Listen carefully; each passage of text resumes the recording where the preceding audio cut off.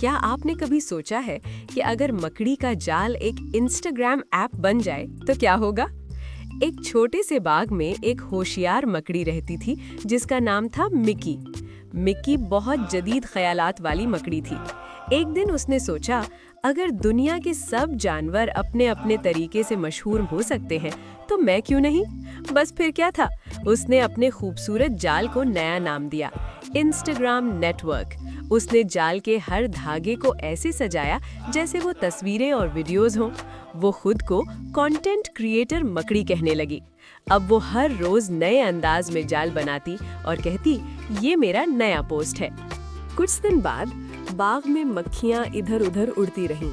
उन्होंने देखा कि मकड़ी का जाल पहले से ज्यादा चमकदार और खूबसूरत लग रहा है।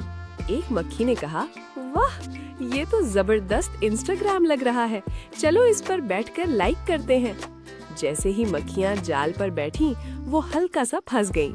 मकड़ी फौरन आई और मुस्कुराकर बोली, वेलकम टू माय पेज, आप सब मेरे नए फॉलोअर्स हैं।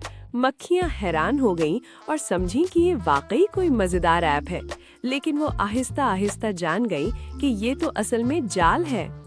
आखिर में मिकी मकड़ी ने हंसकर कहा, सॉरी दोस्तों, ये कोई मोबाइल ऐप नहीं बल्कि मेरा जाल है। यहाँ लाइक्स नहीं, सिर्फ सबक मिलता है।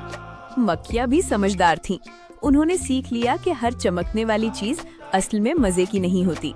वो आहिस्ता आहिस्ता आजाद होकर उड़ गईं।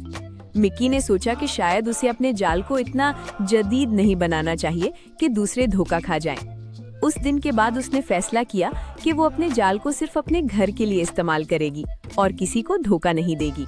और बाग के सब जानदारों ने ये सबक सीखा कि हर लाइक वाली चीज हमेशा सच्ची नहीं होती।